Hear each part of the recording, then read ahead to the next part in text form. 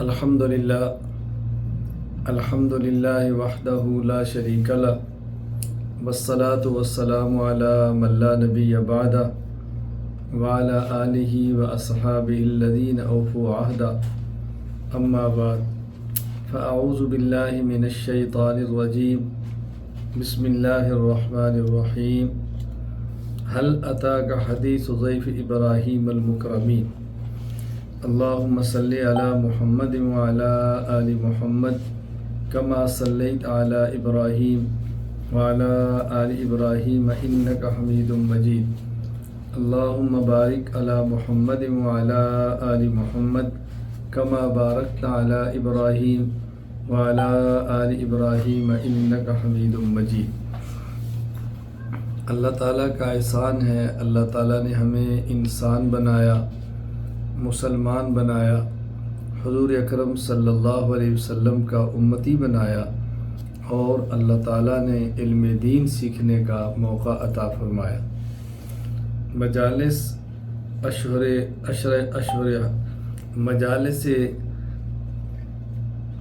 عشرہ ذی الحج 1447 ہجری یہ چل رہی ہیں، اور آج 5 نمبر مجلس ہے۔ آج کا ہمارا جو عنوان ہے، اس کا بنیادی مقصد ہے مہمان نوازی کا تذکرہ کرنا۔ یہ ذہن نشین فرما لیں کہ مہمان نوازی یہ صرف اسلامی سوسائٹی، اسلامی معاشرہ کا حصہ نہیں، بلکہ یہ ایک انسانی معاشرہ اور انسانی سوسائٹی کا حصہ ہے۔ مہمان تو ظاہر ہے ہر معاشرے کے اندر ہوتے ہیں، تو اس لیے مہمان نوازی انسانیت کا حصہ ہے، لیکن اسلام کا ہمارے اوپر بہت بڑا احسان ہے کہ اس نے احسن انداز میں مہمان نوازی کے آداب سکھائے، مہمان نوازی کی ترغیب دی ہے اور سمجھایا ہے کہ مہمان نوازی کیسے کرنی چاہیے۔ میں حسب سابق آپ حضرات کے سامنے پہلے قرآن کریم کی آیات پڑھ دیتا ہوں، اور اس کے بعد رسول اکرم صلی اللہ علیہ وسلم کی چند ایک احادیث مبارکہ کی تلاوت کر لیتے ہیں۔ قرآن کریم کی آیات مہمان نوازی کے حوالہ سے اور مہمان کی نسبت سے موجود ہیں انبیاء علیہ السلام کے تذکرے کے ساتھ، لیکن میں آج کی مجلس میں ایک آیت کریمہ پڑھنے پر اکتفا کرتا ہوں، جس میں حضرت ابراہیم علیہ السلام کے مہمانوں کا ذکر خیر ہے۔ سورۃ الذاریات آیت نمبر 24 تا 27۔ هل اتاک حدیث ضیف ابراہیم المکرمین اذ دخلوا علیہ فقالوا سلاما قال سلام قوم منکرون فراغ الی اہلہ فجاء بعجل سمین فقربہ الیہم قال لا تأکلون۔ حضرت ابراہیم علیہ السلام کے پاس معزز مہمان آئے، انہوں نے حضرت ابراہیم علیہ السلام کی خدمت میں سلام عرض کیا۔ حضرت ابراہیم علیہ السلام نے ان کے سلام کا جواب دیا، اور دل ہی دل میں کہا قوم منکرون، یہ مہمان ایسے ہیں کہ جن کو میں جانتا نہیں، اجنبی ہیں۔ حضرت ابراہیم علیہ السلام فوراً اپنے گھر گئے اور گھر والوں سے کہا، آپ نے دمبا ذبح کیا، گوشت بنایا اور اپنے مہمانوں کے لیے لے کر آئے۔ فقربہ الیہم، مہمانوں کی خدمت میں پیش کیا، اور مہمان نے کھایا نہیں۔ ابراہیم علیہ السلام نے پوچھا الا تاکلون، کہ تم کھاتے کیوں نہیں ہو؟ تم کھاتے نہیں ہو؟ مقصد یہ کہ تم کھاتے ہی نہیں ہو یا صرف میرے پاس نہیں کھاتے؟ خیر، میں قرآن کریم کی آیت کریمہ کے حوالے سے کوئی تفصیلاً گفتگو نہیں کر رہا، میں نے صرف ذکر کیا کہ اس آیت کریمہ میں مہمان کے آنے کا اور ابراہیم علیہ السلام کی طرف سے مہمان نوازی کا ذکر موجود ہے۔ حضرت ابراہیم علیہ السلام کا بطور خاص میں نے ذکر اس لیے کیا ہے کہ ہماری ایک نسبت رسول اکرم صلی اللہ علیہ وسلم کی طرف ہے کہ ہم آپ کی امت ہیں، اور ایک نسبت حضرت ابراہیم خلیل اللہ علیہ السلام کی طرف ہے کہ ہم آپ کی ملت ہیں۔ ملت اور امت میں فرق ہے۔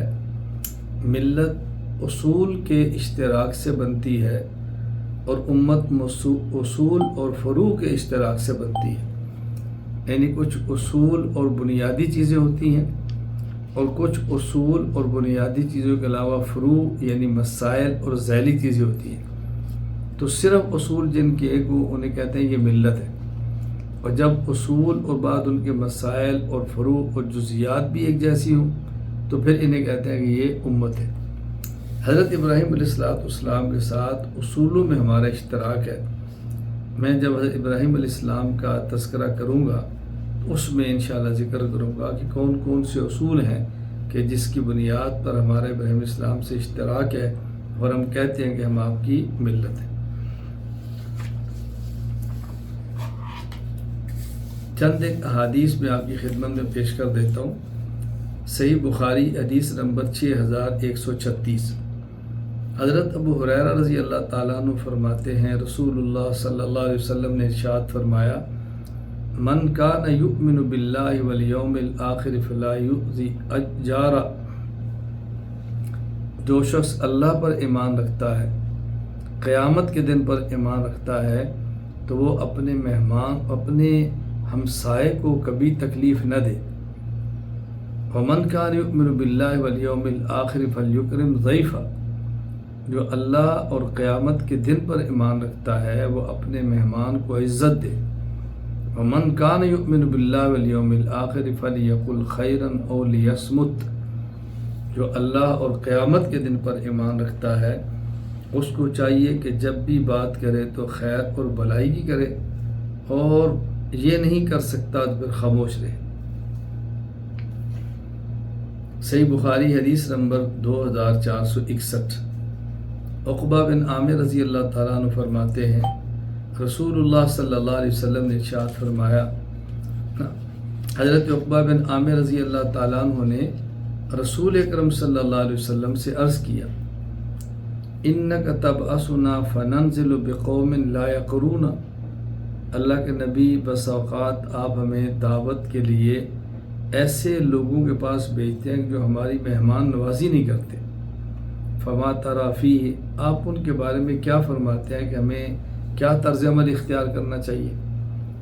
تو رسول اکرم صلی اللہ علیہ وسلم نے فرمایا، ان نزلتم بقوم فامر لکم بما ینبغی للضیف فاقبلوا، اگر تم ایسے لوگوں کے پاس جاؤ کہ جو مہمان نوازی کریں تو ان کی مہمان نوازی کو قبول کیا کرو، میزبان بننا پسند کریں تو ان کو میزبان بناؤ۔ فَإِن لَّمْ يَفْعَلُوا فَخُذُوا مِنْهُمْ حَقَّ الضَّيْفِ، اور اگر تمہاری مہمان نوازی نہ کریں تو جو مہمان کا حق بنتا ہے ان سے وصول کر لیا کرو۔ اس حدیث پاک کی میں مختصر سی تشریح عرض کر دیتا ہوں کہ غلط فہمی نہ ہو جائے۔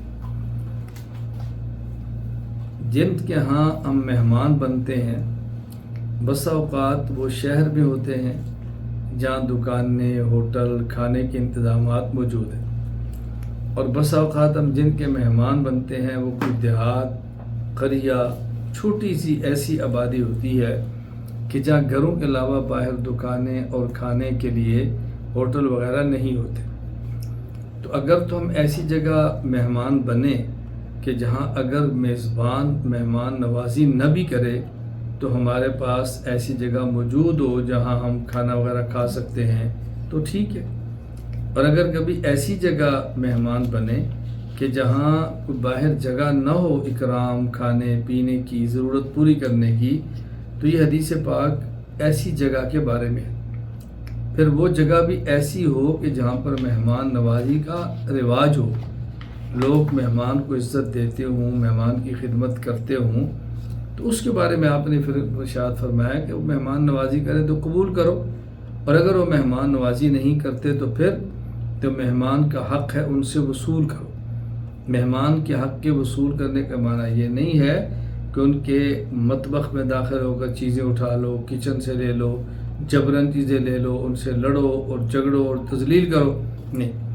پھر وہاں تمہیں حق حاصل ہے کہ تم کہہ سکتے ہو یہ کیسے میزبان ہیں جو مہمان کا خیال نہیں کرتے، یہ کیسے لوگ ہیں، ایسی بات تم کہہ سکتے ہو، کسی سے بھی تذکرہ کر سکتے ہو۔ تو اتنا سا مفہوم ہے اس کا کہ جو مہمان کا حق ہے تم ان سے لو.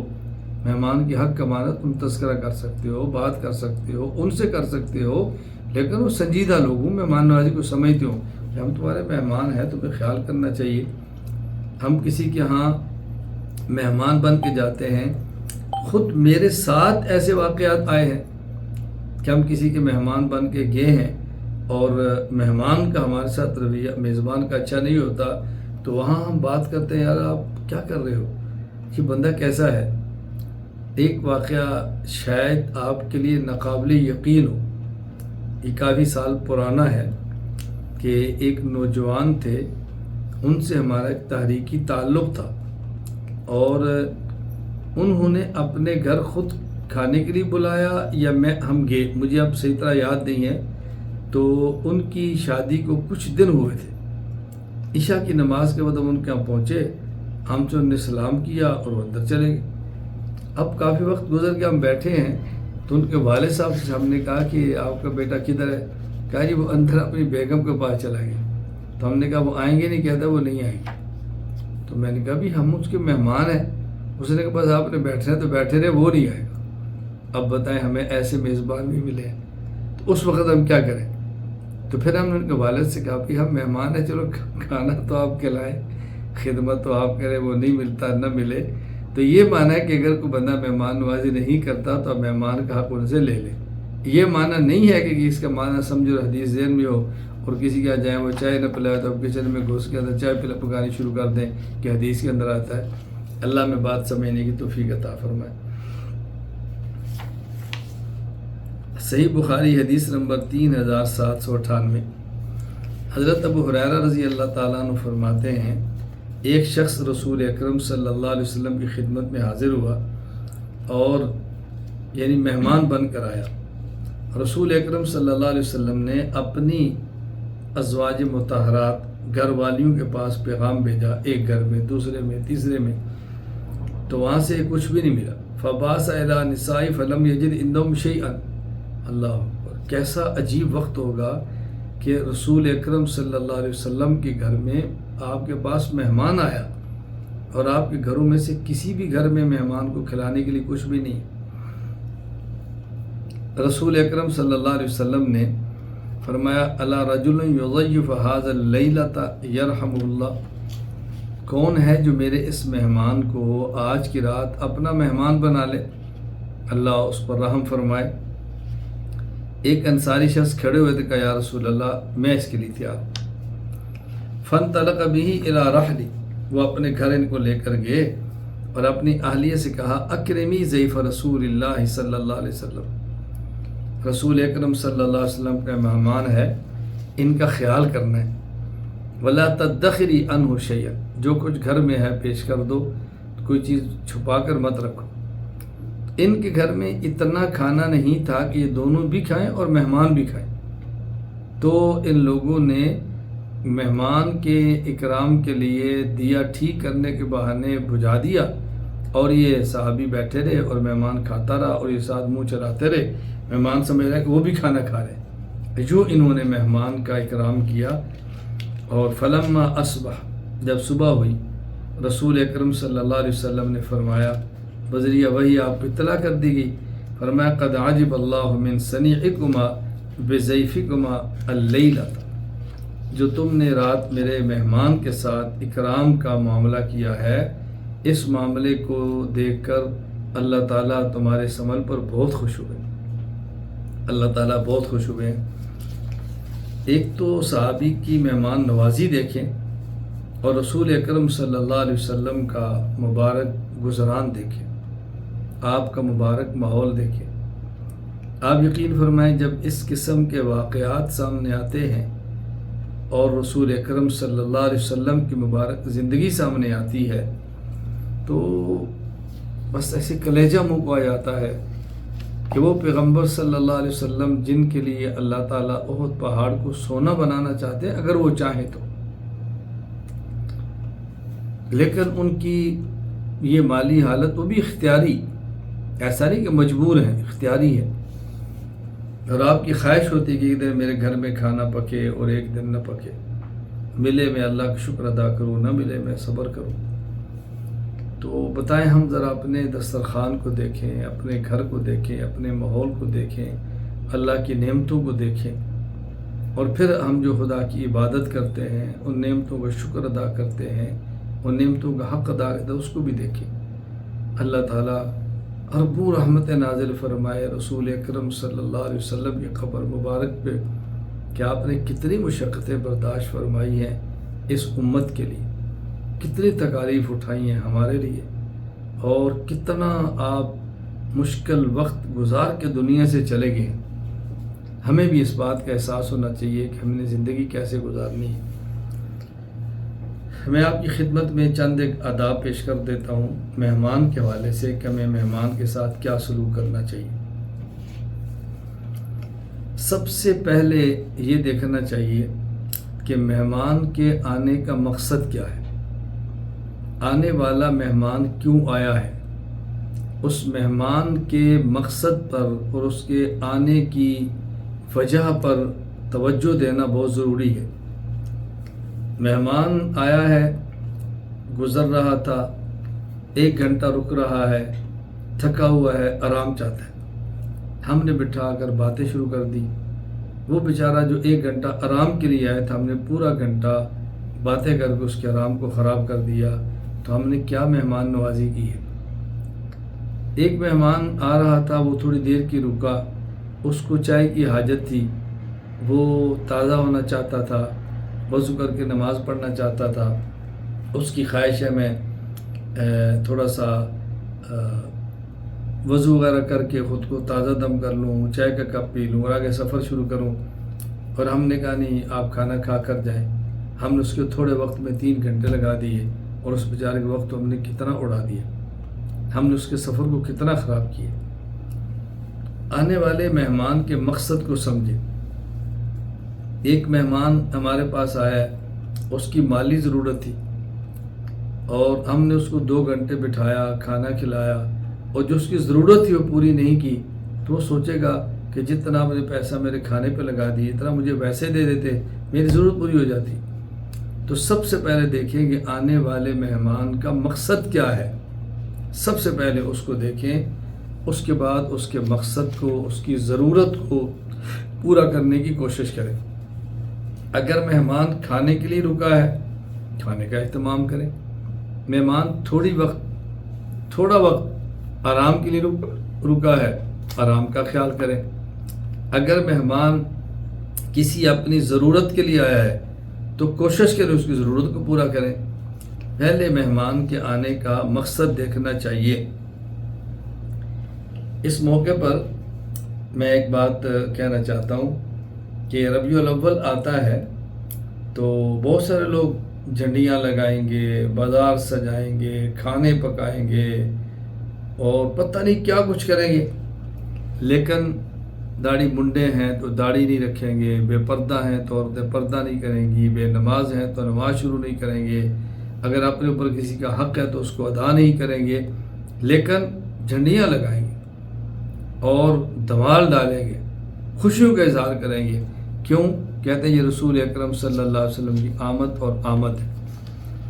اور کچھ لوگ ایسے ہیں جو رسول اکرم صلی اللہ علیہ وسلم کی آمد پر غور کرتے ہیں کہ آپ کیوں تشریف لائے ہیں، اور رسول اکرم صلی اللہ علیہ وسلم کی لائی ہوئی شریعت پہ عمل کرتے ہیں، نماز کا اہتمام کرتے ہیں، روزے کا اہتمام کرتے ہیں، زکوٰۃ کا اہتمام کرتے ہیں، سنت کا اہتمام کرتے ہیں، پردے کا اہتمام کرتے ہیں، لیکن یہ جھنڈیاں اور ان چیزوں کا خیال نہیں کرتے۔ تو لوگ کہتے ہیں یہ کیسے لوگ ہیں، ان کو نبی پاک صلی اللہ علیہ وسلم کی آمد پر خوشی نہیں ہے۔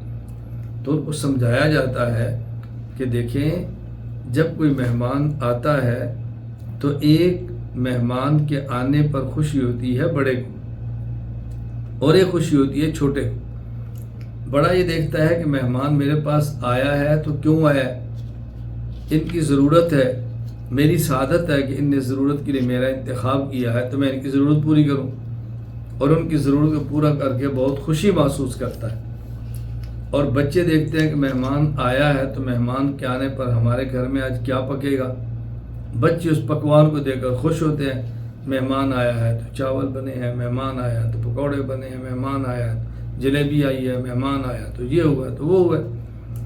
تو ہم ربیع الاول میں رسول اکرم صلی اللہ علیہ وسلم کی آمد سے خوش ہوتے ہیں، لیکن ایک خوشی ہے بڑوں والی، ایک خوشی ہے چھوٹوں والی۔ بڑوں والی خوشی ہے کہ آپ کی آمد کے مقصد کو سمجھا جائے اور آپ کے دین کو زندہ کیا جائے، اور چھوٹوں کی والی خوشی کیا ہے کہ آپ کے آنے پر کھانے پکائے جائیں، جھنڈیاں لگائی جائیں اور ناچا جائے، لیکن آپ کے دین کو زندہ نہ کیا جائے۔ تو یہ فیصلہ ہم نے کرنا ہے، آپ نے کرنا ہے کہ ہم رسول اکرم صلی اللہ علیہ وسلم کے آنے پر جو خوشی کرنا چاہتے ہیں وہ بڑوں والی یا چھوٹوں والی، اس کو ذہن میں رکھیں۔ یہاں میں ایک بات اور بھی درمیان میں آ گئی تو کہہ دوں، ہمارے بہت سارے حضرات دین کی خدمت کرتے ہیں، اہل بدعت کے یہاں بھی جاتے ہیں، اہل بدعت کی مساجد میں جاتے ہیں، تو اہل بدعت کا تذکرہ کرتے ہوئے وہ یہ کہتے ہیں کہ ہم محبین کی مسجد میں گئے تھے۔ بھائی وہ محبین نہیں ہے، اہل بدعت ہے۔ محب ہوتا ہے جو اہل سنت ہو، اور جو محبت میں غلو کرے، حد سے تجاوز کرے اور سنت کے بجائے بدعات کا ارتکاب کرے، اس کو محبین نہیں کہتے، اس کو اہل بدعت کہتے ہیں۔ اچھا، اسی طرح دین کی خدمت کے لیے، دین کے جذبے کے لیے ان کے پاس جانے والے بس اوقات ہمارے بعض بھائی کہہ دیتے ہیں ہم بڑے بھائیوں کی مسجد میں گئے تھے، ہم نے بڑے بھائیوں سے بات کی ہے، ہمارے پاس بڑے بھائی آئے تھے۔ میں ان سے کہتا ہوں آپ بھائی کہہ لو، میں اس پر اعتراض نہیں کرتا، لیکن ان کو بڑا بھائی نہ کہو، ان کو چھوٹا بھائی کہہ لو۔ جب کسی کو آپ بڑا کہتے ہیں تو پھر اس کی عظمت کا خیال رکھنا پڑتا ہے، اور بدعتی کی عظمت یہ دین کو ہلا دینے والی بات، دین کو مٹانے میں مدد کرنے والی بات۔ من وقر صاحب بدعت فقد اعان علی ہدم الاسلام، کہ جو شخص بدعتی کی تعظیم کرتا ہے وہ دین مٹانے میں اس کی مدد کرتا ہے۔ تو بھائی کیا ہیں، لیکن چھوٹے بھائی کہہ دیا کرے، کیونکہ وہ مریض ہیں، تو جس طرح مریض شفقت کا مستحق ہوتا ہے، اس طرح چھوٹا بھائی بھی شفقت کا مستحق ہوتا ہے۔ تو بھائی کہیں لیکن چھوٹا کہیں۔ اللہ میں بات سمجھنے کی توفیق عطا فرمائے۔ مہمان کے بارے میں ایک بنیادی بات سمجھیں کہ رسول اکرم صلی اللہ علیہ وسلم کی سنت مبارک ہے، آپ کے اخلاق کریمانہ ہیں، مہمان کو کھانا کھلانا، پانی پلانا، سونے کی جگہ دینا، لیکن رسول اکرم صلی اللہ علیہ وسلم کی مہمان کے بارے میں جو بنیادی تعلیم ہے نا، وہ کیا ہے؟ من کان یؤمن باللہ والیوم الآخر فلیکرم ضیفہ، جو شخص اللہ اور قیامت کے دن پر ایمان رکھتا ہے وہ اپنے مہمان کو عزت دے، مہمان کا اکرام کرے۔ ایک ہے مہمان کو کھانا کھلانا، ایک ہے مہمان کو پانی پلانا، ایک ہے مہمان کو آرام کرانا، یہ ہونا چاہیے، اور ایک ہے مہمان کو عزت دینا۔ یہ دیکھا کریں کہ آنے والا مہمان کیسا ہے۔ بس اوقات آنے والے مہمان کی حیثیت اور آنے والے مہمان کا سٹیٹس ایسا ہوتا ہے کہ وہ کھانے اور پینے کا تقاضا نہیں کرتا، اس کو عزت کی ضرورت ہوتی ہے۔ آپ نے فرمایا مہمان کو عزت دو۔ بس اوقات کوئی مہمان بنتا ہے اور اس مہمان کو کھانا اس انداز میں دیا جاتا ہے کہ جس کو اپنی وہ توہین سمجھتا ہے، یہ مہمان نوازی نہیں ہے۔ تو مہمان کو عزت دو۔ بہت سے دنیا میں لوگ ایسے ہیں کہ جو کھانے اور پینے اور مالی ضرورت پر اپنی عزت کو ترجیح دیتے ہیں، اپنی عزت کو ترجیح دیتے ہیں۔ میں اس کی مثال دیا کرتا ہوں۔ دیکھیں، اگر ہم نے اپنے بچے کو کہیں ملازمت کے لیے بھرتی کرانا ہو، درخواست دی ہو، اور وہ کمپنی فیکٹری والے جو بڑا ہے وہ کہ جس بچے کے آپ کاغذات لاؤ، سی وی لاؤ، اور کسی سے ہم فون کرا لیں کہ آپ کا تعلق ہے تو آپ فون کر دیں ہم جا رہے ہیں، اور جب وہاں جائیں اور وہاں جا کے وہ باہر پیغام بھیجے بھی فلاں مہمان ان کو اندر لیں، اندر لائے، کھڑا ہو کے سلام کرے، دروازے تک ملنے کے لیے آئے، پانی پلائے، احترام سے بٹھائے، اور بٹھا کر یہ بات کہ آپ کو فلاں نے بھیجا ہے، ہم آپ کو بہت عزت کرتے ہیں، احترام کرتے ہیں، لیکن ہمارے پاس گنجائش نہیں ہے کہ ہم آپ کے بیٹے کو رکھ سکیں، گنجائش نہیں۔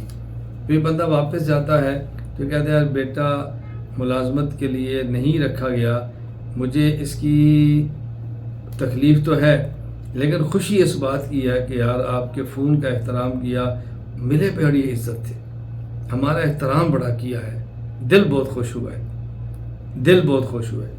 اور اگر کوئی بندہ جائے اور ان کو ملازمت میں رکھ بھی لیں اور ملاقات بھی نہ کریں، کاغذ بھیجو آپ جاؤ بچہ رکھ لیں گے، نہ وقت ضائع کرو ہمارا، تو یہ بندہ کہے گا یار بچہ تو بھرتی ہو گیا ہے لیکن ان کا لہجہ جو تھا بہت دل دکھی ہوا ہے، اس سے تو بچے کو نہ بھی رکھتا نا تو مجھے شاید اتنی تکلیف نہ ہوتی جتنی تکلیف ان کے طرز عمل سے ہوئی۔ تو بندے دیکھتے ہیں۔ میں اس لیے گزارش کر رہا ہوں کہ رسول اکرم صلی اللہ علیہ وسلم فرمایا فَلْيُكْرِمْ ضَيْفَ، کہ مہمان کا اکرام کرو، مہمان کو عزت دو۔ اکرام کا معنی صرف کھانا پلانا نہیں ہے، بلکہ دیکھنا چاہیے کہ مہمان کی شخصیت اور حیثیت کیسی ہے۔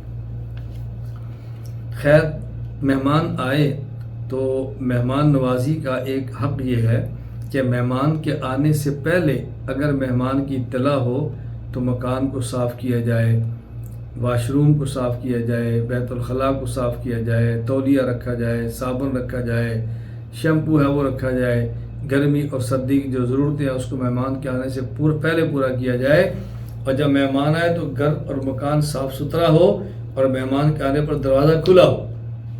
اللہ تعالیٰ جنت کو کبھی مہمان خانے فرماتے ہیں اور جنت میں جانے کو کبھی فرماتے ہیں کہ ان کو اللہ کی طرف سے مہمان نوازی ہے، نزل من غفور الرحیم، تم اللہ کے مہمان ہو۔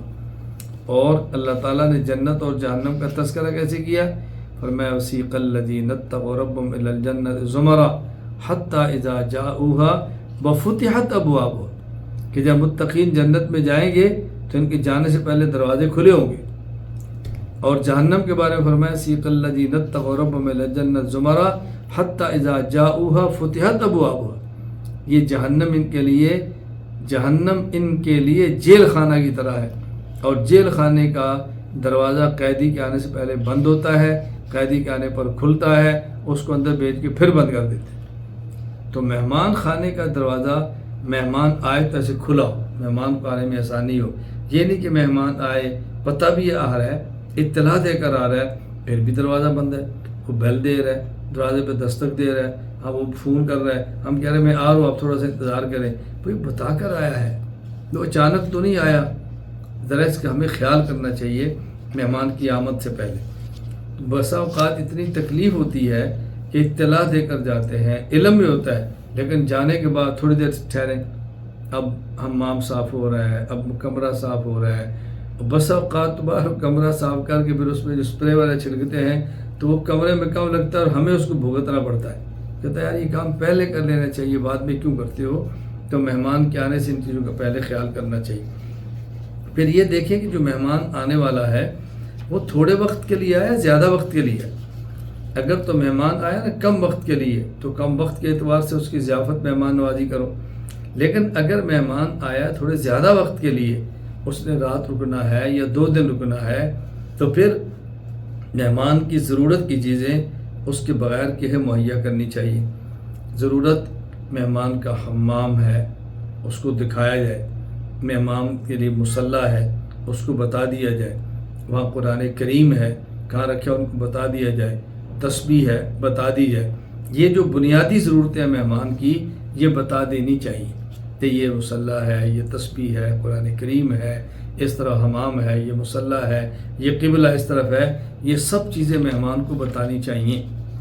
اور جب مہمان آئے اور کھانے میں تاخیر ہو تو مہمان کو تاخیر کا انتظار نہ کرو، بلکہ ان کے لیے کچھ پیش کر دو، پانی پیش کر دیں، جوس پیش کر دیں، پھل پیش کر دیں، یا کوئی ایسی چیز جو مہمان کی بھوک کو سہارا دے۔ بس اوقات 2 گھنٹے انتظار کرنی پڑتی ہے اور مہمان کو بڑی مشقت کا سامنا کرنا پڑتا ہے، اس بات کا ہمیں خیال رکھنا چاہیے۔ اور جو مہمان آنے والا ہے اس مہمان کی حیثیت کا خیال کرنا ضروری ہے۔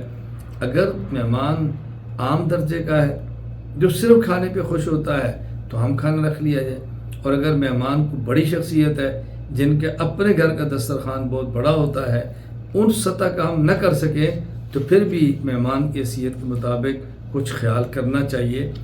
حضرت ام المومنین امی عائشہ رضی اللہ تعالیٰ عنہ فرماتی ہیں امرنا رسول اللہ صلی اللہ علیہ وسلم ان ننزل الناس منازلہم، ہمیں اللہ کے نبی نے حکم دیا ہے کہ جب مہمان آئے تو ہم مہمان کی حیثیت کا خیال کریں۔ یہ آپ نے عمومی اصول بیان فرمایا ہے کہ ہمیں ہمیشہ لوگوں کے ساتھ جو برتاؤ کرنا چاہیے ان کی حیثیت کے مطابق کرنا چاہیے۔ پھر مہمان کو جب کھانا کھلانا ہو تو مہمان کی پسند کا خیال کرنا چاہیے، اپنی پسند کو مہمان پر مسلط نہیں کرنا چاہیے۔ بس اوقات بعض علاقوں میں جاتے ہیں تو مہمان کی خواہش کچھ اور ہوتی ہے اور میزبان اسی پہ لگا ہوتا ہے، یہ ہمارے علاقے کی سوغات ہے، یہ ہمارے علاقے کی اسپیشل ڈش ہے، اس کو ہمارے علاقے میں بڑا پسند کیا جاتا ہے، اور آنے والا مہمان کھائے تو بے شک کہہ کر دے، آنے والے مہمان کو ہضم ہی نہ ہو، آنے والا مہمان اس کو برداشت ہی نہ کر سکے۔ تو یہ دیکھیں کہ ہمارے علاقے کی چیز کیا ہے، لیکن یہ بھی دیکھیں کہ مہمان کی خواہش کیا ہے۔ جو ہمارے علاقے کی پسندیدہ ڈش ہے یا ہمارے علاقے کا رواجی کھانا ہے، کیا مہمان کو موافق بھی ہے، کیا مہمان اس کو پسند بھی کرتا ہے، اس کا خیال رکھنا بہت زیادہ ضروری ہے۔ پھر جب مہمان کو کھانا کھلاتے ہیں تو مہمان کو جبراً کھانا نہ کھلائیں۔ بس اوقات مہمان کو تکلیف ہوتی ہے، بیمار ہوتا ہے، اس کے پیٹ کا مسئلہ ہوتا ہے یا اس کو بھوک کم ہوتی ہے، ہم اس کو جبراً کھلاتے یہ بھی کھائیں، یہ بھی کھائیں، یا ہمارے گھروں کا یہ بھی کھائیں۔ حتیٰ کہ بس اوقات مہمان شوگر کا مریض ہوتا ہے اور اس کو میٹھا پکا کر پھر بھی کھلایا جاتا ہے، نہیں تھوڑا سا کھانے سے کیا فرق پڑتا ہے، تھوڑا سا کھانے سے کیا فرق پڑتا ہے۔ اس بات کا ذرا خیال کرنا چاہیے کہ ہم مہمان کی بیماری، مہمان کی ضرورت اور مہمان کا مزاج اس کو سامنے رکھ کے مہمان کو کھانا کھلائیں۔ بس اوقات مہمان آتا ہے اس کو کھانے کی طلب نہیں ہوتی، ہم پھر بھی مجبور کرتے ہیں، ایسا نہیں کرنا چاہیے۔ مہمان کو پینے کی طلب نہیں ہوتی، ہم پھر بھی مجبور کرتے ہیں، ایسا نہیں کرنا چاہیے۔ مہمان کی طلب اور ضرورت کا خیال کرنا چاہیے۔ دیکھیے ہمارا مہمان کے لیے کھانا پکانے کا اور مہمان کو کھلانے کا بنیادی مقصد مہمان کی راحت ہے، اور اگر اس کی راحت نہ کھانے میں ہے تو ہم جبراً کیوں کھلاتے ہیں؟ اگر ان کی راحت نہ پینے میں ہے ہم جبراً کیوں پلاتے ہیں؟ مہمان کی راحت کا خیال کریں۔ میرے ہاں ایک مرتبہ فیصل آباد سے معزز علماء مہمان تھوڑی دیر کے لیے رکے، چونکہ وہ سرگودا تشریف لائے تھے، تو مجھے انہیں اطلاع دی کہ ہم واپس جا رہے ہیں اور مغرب تمہارے پاس پڑیں گے اور اس کے بعد آگے چلے جائیں گے۔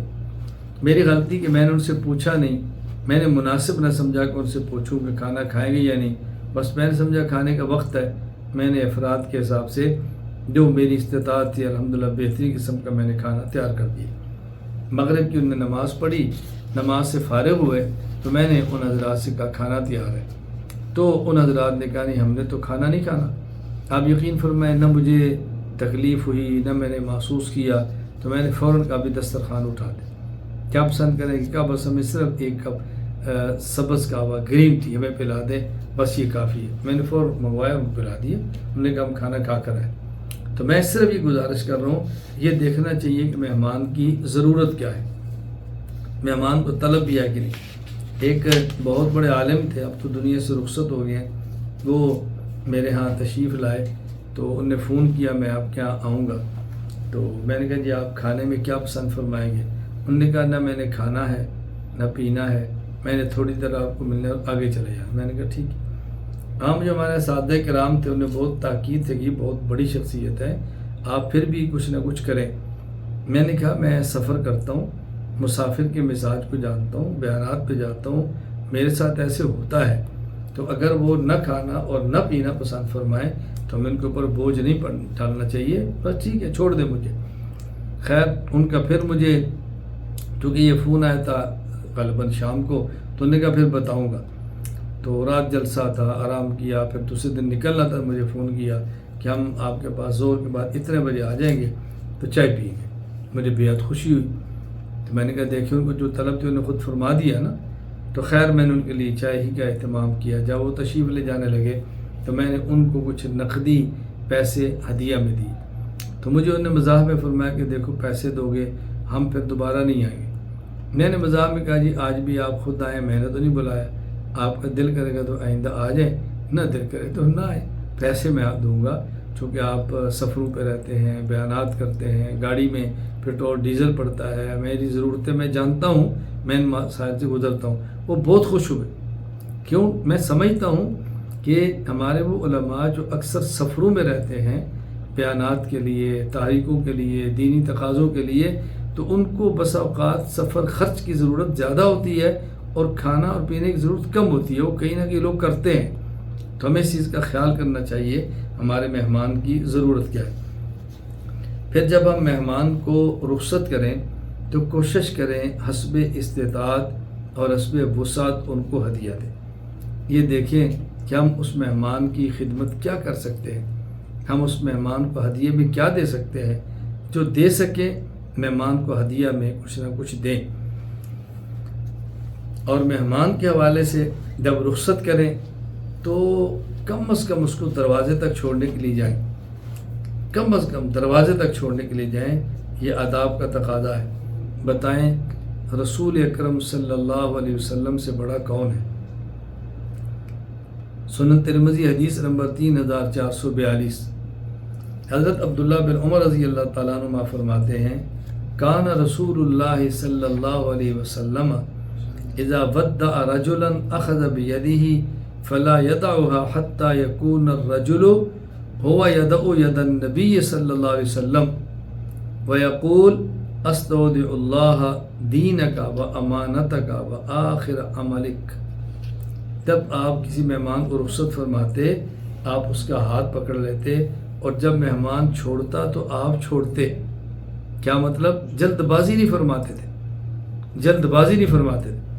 اس کا معنی یہ نہیں ہے کہ اگر میزبان کوئی عظیم شخصیت ہو اور جانے والے مہمان کا اس چیز کا خیال کریں تو ان کا ہاتھ چھوڑے ہی نہ، ان کے وقت کا خیال کرنا چاہیے۔ تو پھر آپ صلی اللہ علیہ وسلم اس مہمان کو دعا دیتے کہ میں آپ کے دین، آپ کی امانت اور آپ کے آخری عمل یعنی موت سے پہلے جو حسن خاتمہ ہے میں اللہ کے حوالے آپ کو کرتا ہوں۔ کیا مطلب؟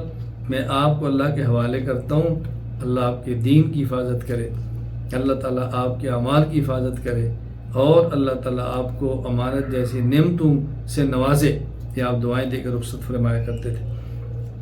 سنن ابن ماجہ حدیث نمبر 3349، حضرت ابو ہریرہ رضی اللہ تعالیٰ عنہ فرماتے ہیں کہ رسول اکرم صلی اللہ علیہ وسلم کی سنت ہے ان من السنت ان یخرج الرجل مع ضیفہ الی باب الدار، کہ مہمان کے ساتھ گھر کے دروازے تک جانا چاہیے، اور یہ رسول اکرم صلی اللہ علیہ وسلم کی سنت ہے۔ آپ بتائیں جب آپ اس کا اہتمام کرتے ہیں تو ہمیں اس کا کتنا اہتمام کرنا چاہیے۔ میں اس لیے گزارش کرتا ہوں کہ مہمان نوازی یہ اسلام کا بہت بڑا وصف ہے، ہمیں اس کو اپنانا چاہیے۔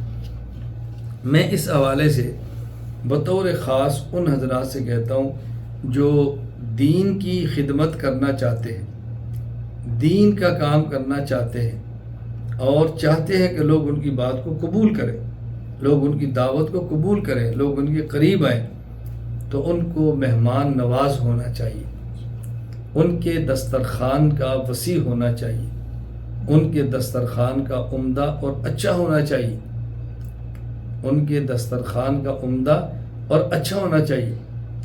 ہمارے ہاں ایک بات مشہور ہے کہ کسی بھی انسان کے دل میں اپنی محبت ڈالنی ہو تو میدا کے راستے سے ڈالو۔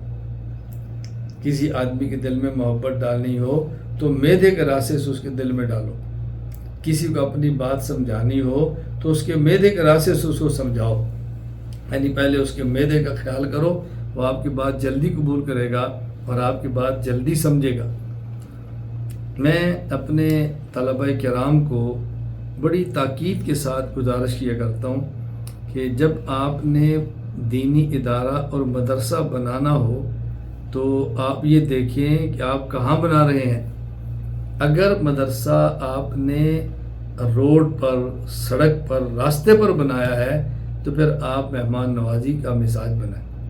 لوگ گزرتے ہوئے رکے، کبھی مدرسہ دیکھنے کے لیے، کبھی ملاقات کے لیے، اور کبھی صرف نماز پڑھنے کے لیے، تو اب ایسے مہمان جب آئیں گے اور اچانک آئیں گے تو اس کے لیے پھر ہمیں انتظام بھی کرنا ہوگا، یا سڑکوں پر مدرسے بنانے چھوڑ دیں، اور یا پھر سڑک پر مدرسہ ہو تو اس کے تقاضے بنانے شروع کر دیں۔ آپ یقین فرما لیں، میں کئی بار آپ کو بطور کارگزاری کی بات عرض کیا کرتا ہوں، جو حضرات میرے یہاں تشریف لاتے رہے ہیں وہ اس بات کو اچھی طرح جانتے ہیں کہ میں مہمانوں کے حوالے سے کتنا اہتمام کرتا تھا۔ میں جب بھی مرکز ہوتا، خصوصاً دورہ تحقیق المسائل کے دنوں میں مہمان بہت زیادہ آتے، چونکہ دور دراز سے طلباء کی بہت بڑی تعداد آتی، تو پھر کسی کا استاذ، کسی کا رشتہ دار یا کوئی عالم گزرتا ہوا یا دیکھنے والا بہت آتے، تو میں اس کا اہتمام کرتا تھا بھی اتنے بجے میں ناشتہ کروں گا اور اپنی مجلس میں کروں گا، اور کسی طالب علم کا کوئی مہمان ہو یا کوئی بھی مہمان ہو تو اس کا اہتمام کریں کہ وہ ناشتہ میرے ساتھ کریں۔ اس سے مہمان کو بڑی خوشی ہوتی، مہمان کو بہت مسرت ہوتی، بھی ہمارا ناشتہ بھی کرایا اور اپنے ساتھ بٹھا کے کرایا، تو ان کو دوری خوشی ہوتی۔ میں اس کا بہت اہتمام کرتا ہوں، اور آپ یقین فرمائیں کہ میں نے اپنے گھر میں اس کا اتنا اہتمام کیا ہوتا کہ فریج اپنے گھر کی ضرورت کے لیے اور ایک بڑا فریزر صرف مہمانوں کے لیے۔ کس طرح؟ دودھ گرم کرنا، پھر اس کو ٹھنڈا کرنا، پھر اس کو فریز کر دینا، ساگ بنانا، تیار کرنا، پھر اس کو فریز کر دینا، مکھن نکلوانا، منگوانا اور فریز کر دینا، 3 کھانے سالن تیار کروانے اور فریز کرا دینے، تاکہ جب بھی مہمان آئے تو صرف ہمیں اتنی دیر چاہیے کہ ہم روٹی پکا سکیں۔ اور میرے جب بھی مہمان آتے، یہ جو باتیں میں کہہ رہا ہوں اس کی تصدیق وہی کریں گے جو میرے یہاں تشریف لاتے ہیں۔ کتنے بھی مہمان آئے تو میں کہتا بس مجھے اتنے منٹ پہلے اطلاع دینی چاہیے کہ میں گرم روٹی بنا سکوں، باقی سالن میں کسی بھی چیز میں کوئی دقت نہیں ہوگی، اور کبھی بھی اس کی دقت ہوئی نہیں۔ اچھا، بعض باتیں ایسی ہیں جو آپ کے لیے بہت تعجب کا باعث ہوں گی۔ میرے علاقے سرگودا میں میری اپنی زمین میں مکئی ہوتی ہے، لیکن اتنی اچھی نہیں ہوتی جو پہاڑی علاقے خیبر پختونخوا، مانسہرہ کے علاقوں میں ہوتی۔ میں ہر سال باقاعدگی سے وہاں سے مکئی کا آٹا منگواتا تاکہ آنے والے مہمانوں کو سردی میں مکئی کی روٹی مکھن کے ساتھ کھلاؤں اور ساگ کے ساتھ کھلاؤں۔ میری گفتگو کو اس وقت بھی وہ میرے شاگرد سن رہے ہیں کہ جو مانسہرہ کے علاقے میں ہیں اور جن سے میں مکئی کا آٹا منگواتا ہوں۔ پھر مکئی کا آٹا بھی 2 قسم کا ہوتا ہے، ایک ہوتی ہے سرخ رنگ کی مکئی اور ایک ہوتی ہے سفید رنگ کی مکئی، اور دونوں کا اپنا ایک ذائقہ ہوتا ہے۔ میں ملک سے باہر، پاکستان سے باہر بھی جن ممالک میں مستقل مقیم رہوں 1 سال تک، 2 سال تک، وہاں میرے آنے والے مہمانوں سے پوچھ لیں تو آپ کو بتائیں گے کہ سردی کے موسم میں آئیں تو ان کو وہاں بھی مکئی کی روٹی مل جاتی ہے، پاکستان سے آیا ہوا مکھن ملتا ہے، تو ان کو تعجب ہوتا ہے کہ آپ اس موسم میں بھی پاکستان سے منگاتے ہیں۔ میں نے کہا جب بھی کوئی آنے والا ہوتا ہے تو پوچھتا ہے جی کیا لائیں، تو ہم گھر والوں سے کہتے ہیں کہ مکھن کو فریز کر دیں اور آنے والے کے ہاتھ بھیج دیں۔ یعنی اب بھی جب میں حج کے سفر پر آیا تو بیٹا، اہلیہ یہ پاکستان سے آ رہے تھے، تو 4 کلو کے لگ بھگ میں نے گائے ملائی ہے، تو آپ اس کو تیار کریں اور فریز کر کے لیں۔ تو گھر والے نے کہا چونکہ اب یہ حج کی فلائٹ ہے، ہم نے صبح ایئرپورٹ کے نکلنا ہے تو ہمیں 2.5 گھنٹے اس پہ لگ جانے ہیں، انہوں نے 6 گھنٹے پہلے بلا لی ہے، اگر فلائٹ لیٹ ہوگی تو پھر تو یہ پگھل جائے گی، مزہ نہیں آئے گا۔ اور واقعتاً ایسے ہی ہوا، 3 گھنٹے میں وہاں پہنچے، 6 گھنٹے ایئرپورٹ پہ لگے، 2 گھنٹے فلائٹ دیر سے پہنچی، تب صبح 5 بجے گھر سے نکلے اور رات 11:30 بجے مدینہ منورہ پہنچے۔ تو انہوں نے کہا اندر ہوگا تو اس لیے رہ گیا، لیکن اس کے باوجود بھی گھی دیسی میرا پھر بھی پہنچا، گھی پہنچ گیا، مکھن تو رہ گیا لیکن گھی پہنچا۔ یعنی میں اتنا اہتمام کرتا ہوں بیرون ملک بھی، خود بھی مکھن یا گھی اور ساگ کا، اور مہمانوں کے لیے بھی، تاکہ یہ دیسی گھی کو استعمال کریں۔ یہ میں کارگزاری کے طور پہ اس لیے کہہ رہا ہوں کہ ہمارا ایک ماحول بن گیا کہ اب وہ لوگ کہاں رہے، اب تو ختم ہو گئے، اب تو نہیں ملتے۔ اللہ کے لیے جھوٹ بولنا چھوڑ دیں، ایسے لوگ آج بھی ہیں، ایسے لوگ آج بھی ہیں، یہ باتیں نہ کیا کریں۔ وہ لوگ جو میرے گفتگو کو سن رہے ہیں اور میرے پاس بطور مہمان دنیا بھر سے کہیں سے بھی آتے ہیں، وہ سمجھتے ہیں کہ عالم کی مہمان نوازی کیا ہوتی ہے، تو میں اس کا بہت اہتمام کرتا ہوں۔ ایک بات آپ کو بہت عجیب لگے گی کہ میں چونکہ دیہاتی ہوں، ذمہ دار ہوں، جاٹ ہے ہم لوگ، تمہارے یہاں بھینسیں گائے اور یہ چیزیں ہوتی ہیں، تو گرمی میں ایک ایسا سیزن آتا ہے گرمی میں کہ جس میں چارہ کم ہو جاتا ہے اور بھینسوں اور گائے کا دودھ بہت کم ہو جاتا ہے۔ تو ان دنوں میں دودھ خرید کر گرم کر کے پھر ٹھنڈا کر کے فریز کروا دیتا۔ میں گھر والوں سے کہتا کہ جو آنے والا مہمان ہے نا، اس کو نہیں پتا کہ اس سیزن میں دودھ ہوتا ہے یا نہیں۔ اگر میں نے ان کو یہ دودھ اور لسی نہ پیش کی تو وہ کہیں گے یار مولانا صاحب ہم نے سنا تھا کہ ذمہ دار آدمی ہے تو آئی لسی نہیں ہے، تو ان کو سمجھانا مشکل ہوگا کہ یہ دودھ یا لسی کا موسم نہیں ہے تو خرید کے تیار کر کے رکھ دو، جس سے کیا فرق پڑتا ہے۔ یعنی میں آنے والے مہمان کا اتنا خیال کرتا کہ ان کا میرے بارے میں ذہن ہے کہ ذمہ دار ہے اور دیہاتی ہے، اور دیہاتوں میں یہ دودھ اور لسی اور مکھن ملتا ہے۔ میں نے بتایا کہ ہمارے یہاں مکئی نہ ہو تو مہمان سیرے سے منگوا لیتا کہ مہمان کا ایک جو تاثر ہے وہ قائم رہے کہ یہاں یہ چیزیں میسر ہوتی ہیں۔ میں نے اپنی کارگزاری یہ پیش کر رہا ہوں اپنے شاگردوں کو، کسی اور تک میری گفتگو چاہے اور وہ سنے تو وہ کیا تاثر قائم کرتا ہے اس کا مسئلہ ہے۔ میں اپنے شاگردوں کو، اپنے مریدوں کو، اپنے طلباء کو سمجھاتا ہوں بھائی آپ نے اگر میری طرح کام کرنا ہے تو میری طرح دسترخوان بھی رکھو، میری طرح اپنے کام کرنا ہے تو میری طرح مہمان نوازی بھی کرو۔ بیٹا اگر آپ پوری دنیا میں کام کرنا چاہتے ہیں تو ان چیزوں کا خیال کرو۔ یہ وصف ہے جو ایک عالم کا ہونا چاہیے۔ اور میں آج اس موقع پر پھر آپ تمام حضرات اور خواتین کی موجودگی میں بہت زیادہ شکریہ ادا کرتا ہوں اپنے گھر والوں کا کہ میرے چاروں گھر والوں نے مہمانوں کے معاملے میں کبھی بھی مجھے رسوا نہیں ہونے دیا، کبھی بھی مجھے پریشانی ہونے دیا۔ وہ مشقت میں ہوں، وہ تکلیف میں ہوں، وہ صحت میں ہوں، وہ بیماری میں ہوں، ہر حال میں انہوں نے میرے مہمانوں کا خیال کیا۔ اور یہ جتنی میں مہمان نوازی بتا رہا ہوں اس میں میرا عمل کم ہے اور میرے گھر والوں کا زیادہ ہے۔ ان کی وجہ سے میں مہمان نوازی کر لیتا ہوں، وگرنہ ظاہر مکھن تیار نہ کرے تو میں کیا کروں گا، وہ لسی تیار نہ کرے میں کیا کروں گا، وہ کھانے بنا کر نہ رکھے تو میں کیا کروں گا۔ مجھے خدا گواہ ہے، میں یہ میڈیا پر بات کہہ رہا ہوں، مجھے کبھی خود گھر والوں پر تعجب ہوتا ہے۔ میں کہتا ہوں بھی کھانا ہے، ہم روٹی منگا، کہتے کیا 5 منٹ تو لگتے ہیں بن جائے گی، کیا 10 منٹ لگتے ہیں بن جائے گی، اس میں کیا۔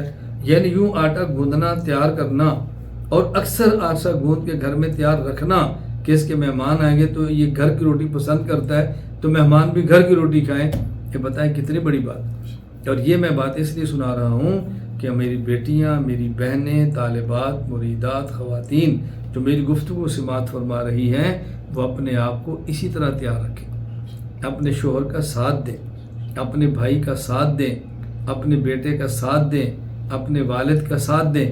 عورت کے بنیادی یہی 4 رشتے ہوتے ہیں، والد ہے، بھائی ہے، شوہر ہے، بیٹا ہے، ان کا ساتھ دیں، ان کا معاون بنیں، ان کا ساتھ دیں۔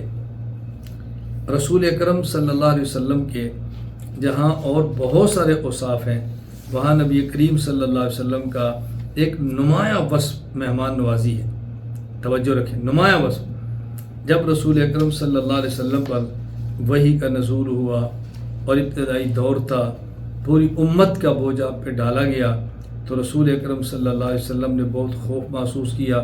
اتنی بڑی ذمہ داری، پورے عالم کفر کے خلاف تنہا کھڑا ہونا، خاندان اور برادری کے خلاف کھڑا ہونا، تو رسول اکرم صلی اللہ علیہ وسلم کی اس پریشانی کو دیکھ کر ام المومنین امی خدیجہ رضی اللہ تعالیٰ عنہ نے جو جملے ارشاد فرمائے وہ بڑے سننے کے۔ صحیح بخاری حدیث نمبر 3۔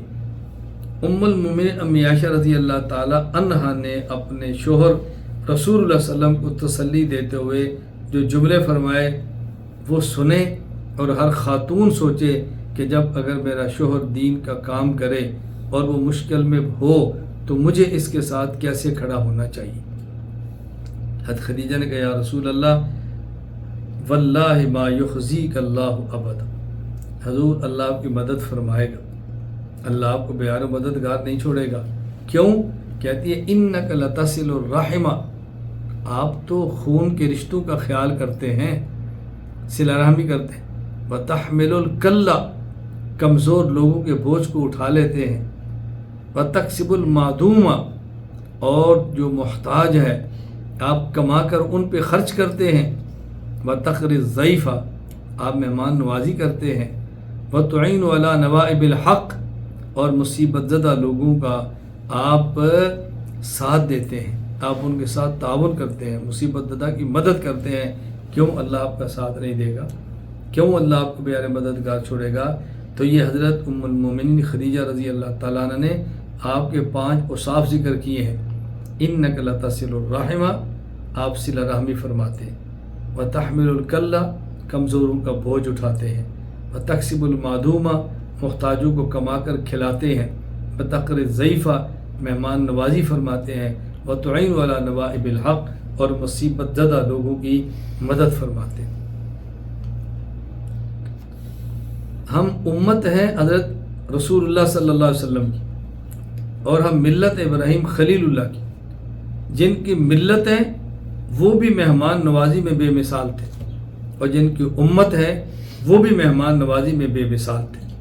اس لیے ہمیں سوچنا ہے ہم ملت ابراہیمی پر ہیں، اس کا تقاضا ہے مہمان نواز بنے۔ ہم امت محمدیہ ہیں تو اس کا تقاضا ہے ہم مہمان نواز بنے۔ اور حضرت ابراہیم کن کی مہمان نوازی فرما رہے ہیں کہ جن کو پہچانتے نہیں کون ہے، آنے والا مہمان کون ہے، اس کی خدمت بھی کر رہے ہیں۔ میں آخر میں تذکرہ کروں گا شیخ الاسلام سید حسین احمد مدنی رحمہ اللہ تعالیٰ کا۔ شیخ الاسلام سید حسین احمد مدنی رحمہ اللہ تعالیٰ کے شاگرد خاص کا، حضرت شیخ الاسلام سید حسین احمد مدنی رحمہ اللہ تعالیٰ میرے استاذ ہیں ایک واسطہ سے۔ شیخ التفسیر والحدیث، امام اہل سنت والجماعت، استاد محترم حضرت مولانا محمد سرفراز خان صفتر نور اللہ برقدہ میرے استاد ہیں۔ میں نے ان کو کیسا مہمان نواز پایا ہے، اس سے اتنے واقعات ہیں میں کیا آپ کی خدمت میں عرض کروں۔ آخری زندگی، آخری عمر 100 سال کی عمر ہے، چارپائی پہ لیٹے ہیں، اٹھ نہیں سکتے، گھر میں کوئی مرد نہیں ہے، عمر 100 سال، چارپائی پہ بیٹھ نہیں سکتے، بیمار ہیں، گھر میں مرد نہیں، اور آنے والے مہمان کو جانتے نہیں کون ہے۔ مہمان اس حال میں آتا ہے، دروازے پر گھنٹی بجاتا ہے، حضرت کی بہو اندر سے دروازہ کھولتی ہے اور پردے کے پیچھے سے فرماتی ہے کہ آپ داخل ہوتے ہیں دائیں طرف ہو جائیں، آگے حد کا کمرہ ہے، وہاں چلے جاتے ہیں۔ یہ میں سنی باتیں نہیں، دیکھی دکھائی کر رہا ہوں۔ وہاں جا کر بیٹھ جاتے ہیں، اور حضرت مہمان کے آتے ہی جیب کے اندر گھنٹی کا بٹن ہوتا ہے، بڑا ہوتا ہے، اس کو دبا دیتے ہیں، اور ساتھ کیا نام ہے، کہاں سے آئے ہیں، کیا کرتے ہیں، شادی ہو گئی ہے جی، کتنے بچے ہیں، یہ 5 سوالات ہوتے ہیں۔ بس اتنی دیر میں سمجھتے کہ اکرام آ گیا ہوگا۔ پھر ہاتھ سے ہلکا، ہاتھ پورا نہیں ہلتا تھا، ایسے تکلیف ہوتی، ہاتھ ہلاتے، یہ پردے کے پیچھے دیکھو، یہاں سے اٹھا لو۔ میں نے خود دیکھا، مہمان جاتا، حضرت کی بہو وہ پردے کے نیچے سے پانی اور ایک ڈبہ جوس کا رکھ دیتی، مہمان آ کے اس پانی کے جوس اور ڈبے کو لیتا، حضرت فرماتے اس کو پی لو، اور مہمان چلا جاتا۔ عمر 100 سال، امام اہل سنت، بیماری کی وجہ سے اٹھ نہیں پاتے، آنے والے کو جانتے نہیں، گھر میں مرد کوئی نہیں، لیکن پھر بھی مہمان کچھ نہ کچھ پی کر ہی جاتا ہے، لے کر ہی جاتا ہے۔ میں نے اس ماحول میں پڑھا ہے۔ اب آپ بتاؤ کہ میں کیسے مہمان نوازی کو چھوڑ سکتا ہوں؟ ہمارے استاذ کے استاد شیخ الاسلام سید حسین احمد مدنی نور اللہ برقدہ مہمانوں کے لیے کتنی خدمت کرتے تھے۔